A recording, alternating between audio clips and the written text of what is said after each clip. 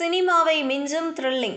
லாட்ஜில் மாலதியுடன் தங்கியிருந்த யூடியூபர் சவுக்கு சங்கர் கைதானது எப்படி? பரபரப்பு தகவல்.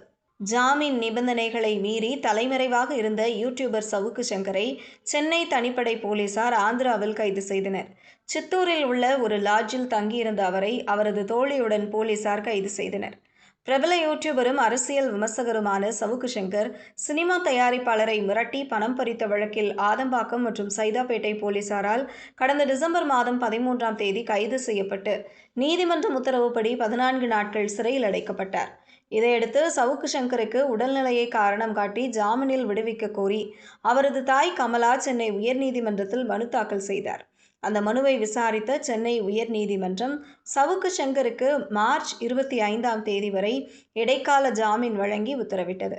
இந்த நிலையில் மருத்துவ காரணங்களுக்காக ஜாமீன் பெற்ற சவுக்கு சங்கர் ஜாமீன் நிபந்தனைகளை மீறி வீடியோக்களை பதிவிடுவதாகவும் விசாரணைக்கு ஒத்துழைக்கவில்லை. ஆகையால் அவரது ஜாமீனை ரத்து செய்யக்கோரி காவல்துறை தரப்பில் சென்னை உயர்நீதிமன்றத்தில் மனு தாக்கல் செய்யப்பட்டது.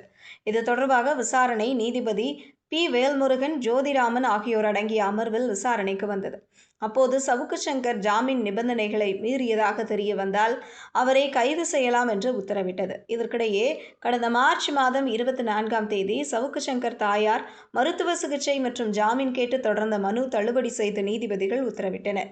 சவுக்கு சங்கர் இடைக்கால ஜாமீன் முடிவதால் அவர் சரணடைய வேண்டும் எனவும், இல்லையென்றால் அவர் மீது போலீசார் உரிய சட்ட நடவடிக்கை எடுக்கலாம் என்றும் நீதிபதிகள் தெரிவித்தனர். மார்ச் 25ஆம் தேதிக்கு பிறகு நீதிமன்றத்தில் சரணடைய வேண்டிய சவுக்கு சங்கர் தலைமறைவாக இருந்து வந்தார். அதே நேரத்தில் யூடியூபில் வீடியோக்களை தொடர்ந்து சவுக்கு சங்கர் பதிவிட்டு வந்தார்.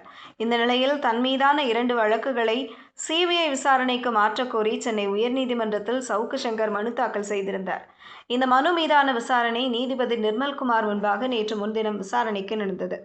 அப்போது அரசு தரப்பில் ஆஜரான கூடுதல் குற்றவியல் வழக்கறிஞர் சவுக்கு சங்கர் தொடர்ந்து தலைமறைவாக இருந்து வருவதால் அவரை தலைமறைவு குற்றவாளியாக அறிவித்து சென்னை போலீசார் தேடி வருவதாக தெரிவித்தார். மேலும் சிபிஐ விசாரணை கோரும் 2 வழக்குகளிலும் ஏற்கனவே விசாரணை முடிக்கப்பட்டு குற்றப்பத்திரிகை தாக்கல் செய்யப்பட்டு விட்டதாகவும் தெரிவிக்கப்பட்டது. இதையடுத்து வழக்கு விசாரணைக்கு வரும் ஏப்ரல் 27ஆம் தேதிக்கு ஒத்திவைத்தார். இது ஒருபுறம் இருக்க, தலைமறைவான சவுக்கு சங்கரை தனிப்படை அமைத்து சென்னை போலீசார் தீவிரமாக தேடி வந்தனர். இந்த நிலையில் சவுக்கு சங்கர் ஆந்திர மாநிலம் சித்தூரில் உள்ள ஒரு லாட்ஜ் ஒன்றில் தங்கியிருப்பதாக ரகசிய தகவல் கிடைத்தது. இதையடுத்து ஆந்திரா விரைந்த சென்னை போலீசார் சவுக்கு சங்கரை கைது செய்தனர். அவருடன் தங்கியிருந்த அவரது தோழி மாலதியும் கைது செய்யப்பட்டார்.